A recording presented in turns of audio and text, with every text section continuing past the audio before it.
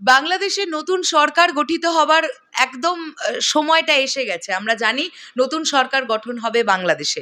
পুরনো সরকার আর থাকছে না বা নেই। তো সেই জায়গা থেকে সিনেমা ইন্ডাস্ট্রি বা চলচ্চিত্র জগতের কি পরিবর্তন এলে বিনোদন জগৎ বা চলচ্চিত্র জগৎ আরও অনেকটা দূরে ব্যাপ্তি প্রসার করতে পারবে নিজের, সেই বিষয়টা নিয়ে আমরা আজকে একটু এই ভিডিওতে আলোচনা করি। আমি পার্টিকুলার এই বিষয়টা একটা ফেসবুক পেজের তরফ থেকে পেয়েছি, বাংলা চলচ্চিত্র জগৎ। তাদের পোস্টটি পড়ে আমার এত ভালো লেগেছে এবং তারা যে যে পয়েন্টগুলো নিয়ে কথা বলেছে একদম পারফেক্ট কথা বলেছে। যদি এইগুলো একদম ঠিকঠাক করে একটু এবারের সরকার মেনে নেন না, তাহলে বাংলাদেশের চলচ্চিত্র আরও অনেক দূরে এগিয়ে যাবে। কি সেই পয়েন্টগুলো, আমরা সেটা নিয়ে কথা বলি। প্রথমে সেটা হচ্ছে যে কোনো দ্বন্দ্ব মিটিয়ে ফেলতে হবে, এটা সবার আগে। যে কোনো দ্বন্দ্ব আভ্যন্তরীণ যে কোনো দ্বন্দ্ব হতে পারে, কারোর সাথে কারোর মতানৈক্য থাকতে পারে, চলচ্চিত্র এগোবার স্বার্থে যে কারোর সঙ্গে যে কারোর দ্বন্দ্ব মিটিয়ে ফেলতে হবে, এটা 1 নম্বর পয়েন্ট। দ্বিতীয় হচ্ছে এফডিসি থেকে রাজনীতি নিষিদ্ধ করতে হবে। বন্ধুরা, আমার এটা যথেষ্ট সন্দেহ আছে যে এরপরে এফডিসির রাজনীতি আর মানে যেরকমটা আমরা লাস্ট দিকের সময়টাতে দেখতে পাচ্ছিলাম যে চূড়ান্ত নোংরা রাজনীতি চলছিল, মানে ভালো কাজকে কেউ সাপোর্ট করছে না, একটা ভালো কাজকে কিভাবে আটকাবে, কনস্ট্যান্ট সেই ধরনের আলোচনা, ক্যামেরার সামনে এসে যা তা বলা, ইত্যাদি ইত্যাদি বিষয়গুলো, অনেক কিছু। তো সেইগুলো বন্ধ করতে হবে, মানে নোংরা পলিটিক্সটা এফডিসি থেকে বন্ধ করতে হবে। থার্ড পয়েন্ট, ফিল্মে গ্রেডিং সিস্টেম চালু আর সেন্সর নিষিদ্ধ করতে হবে। ফোর্থ হচ্ছে যারা ছবি বানাতে এবং হিট করাতে পারছে তাদের 10 থেকে 15 কোটি টাকা দেওয়া, যেন তাদের অ্যাসিস্ট্যান্টরা মেন পরিচালক হিসেবে কাজের সুযোগ পায়, যেমন রাফি। এটাও প্রচণ্ড ভালো একটা পয়েন্ট, ডেফিনেটলি এটা মানতে হবে। যারা করে দেখাতে পারছেন তারা কিন্তু বেশি বাজেট অবশ্যই ডিমান্ড করবেন এবং তাদের সেই বাজেটটা পাওয়া কিন্তু প্রাপ্য। কেননা একবার নিজেকে প্রমাণ যদি করে দিতে পারেন কোনো ডিরেক্টর, তাহলে তাকে পরবর্তী সময়টাতেও নিজেকে প্রমাণ করবার জন্যে যে বিষয়গুলো দরকার সেগুলো তো দরকার। আর অর্থ ছাড়া তো একটা ভালো মানের সিনেমা আমরা কখনোই পাবো না, তাই বাজেটটা অবশ্যই দরকার।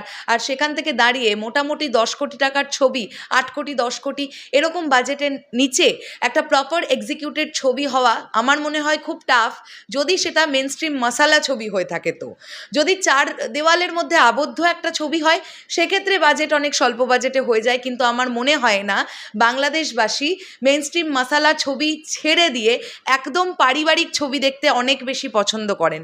হ্যাঁ, নিশ্চয়ই সেখানেও বিভেদ আছে, কিছু মানুষ পারিবারিক ছবি দেখতে পছন্দ করেন, কিছু মানুষ মেনস্ট্রিম মশালা ছবি দেখতে পছন্দ করেন। আমার মনে হয় যে মেনস্ট্রিম মশালা ছবি দেখবার দর্শকটাই বাংলাদেশে বেশি, এবং সেখানে যদি আমরা শাকিব খানকে হিরো হিসেবে পেয়ে যাই সেক্ষেত্রে তো আর কিছু বলার কথাই নেই। লাস্ট টাইম তুফান হচ্ছে তার জলজ্যান্ত প্রমাণ, এবং সামনে দরদ রিলিজ হবে, সেই দরদও কী করতে হবে আমরা পারে আর কি, সেই দিকেও আমরা তাকিয়ে বসে আছি।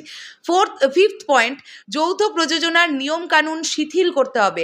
এত এত এত রুলস অ্যান্ড রেগুলেশন যৌথ প্রযোজনায় কাজ করতে গেলে, এইগুলোকে একটু বেছে বুঝে ঠিক করতে হবে যে কোনটা রুলস, প্রপার রুলস, আর কোনটাকে বাদ দেওয়া যায়। আলটিমেটলি যৌথ প্রযোজনায় সিনেমা হলে কিন্তু আখেরেই সিনেমার লাভ, কেননা যৌথ প্রযোজনা মানেই হচ্ছে প্রথমত বাজেট ম্যাটার, প্রডিউসার ভাগ হয়ে যায়, সেক্ষেত্রে অনেক বড় অঙ্কের একটা টাকা পাওয়া যায়, এটা এক। দ্বিতীয় কথা হচ্ছে যৌথ প্রযোজনা মানেই হচ্ছে মোটামুটি টার্গেট থাকে যে দুটি দেশের প্রযোজনা সেই দুটি দেশে ছবি মুক্তি পাবে, তো সেখান থেকে দাঁড়িয়ে ডেফিনেটলি চলচ্চিত্রের একটা ব্যাপ্তি ঘটে এবং তার সঙ্গে সঙ্গে প্রচারণা ইত্যাদি ইত্যাদি তো আছেই। তার পরবর্তী পয়েন্ট, বাইরের সব সিনেমা উন্মুক্ত করে দিতে হবে। এটা অত্যন্ত অত্যন্ত ইম্পর্ট্যান্ট একটা দিক। এই যে বাংলাদেশে ইন্ডিয়ান কোনো সিনেমা রিলিজ দেওয়া যাবে না, বাংলাদেশে অন্যান্য কোনো কান্ট্রির কোনো সিনেমা রিলিজ দেওয়া যাবে না, এই বিষয়গুলো আমার মনে হয় বন্ধ করে দিলে অনেক ভালো হবে। যেমন ইন্ডিয়াতে বাংলাদেশের সিনেমাও রিলিজ পাবে, তেমন বাংলাদেশেও ইন্ডিয়ার সিনেমাও রিলিজ পাবে, এরকমই তো আমরা চাইবো।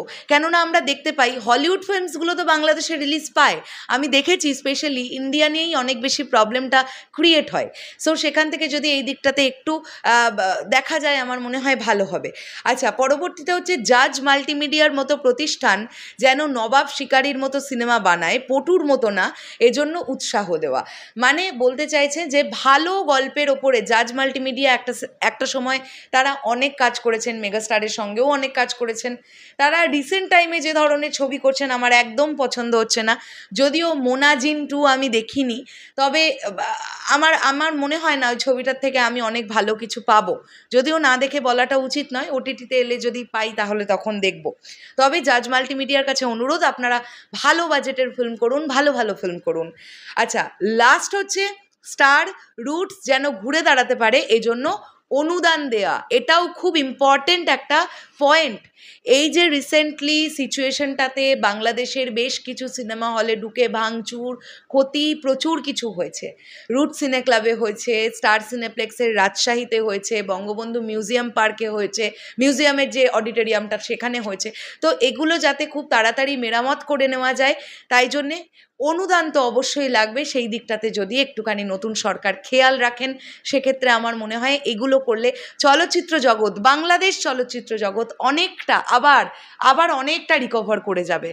এই যে সিচুয়েশনটা হলো মোটামুটি 10 বছর পিছিয়ে গেছে, এই 10 বছর পেছনোটাকে ভুলে গিয়ে 20 বছর এগিয়ে যেতে গেলে এই বিষয়গুলো যদি একটু মাথায় রাখা যায় বোধহয় খুব ভালো হবে। আপনাদের কি বক্তব্য এন্টায়ার বিষয়টাকে নিয়ে অবশ্যই কমেন্ট করে জানাতে পারেন। দেখা হচ্ছে আবার খুব শীঘ্রই, তাহলে এখনের জন্যে টাটা।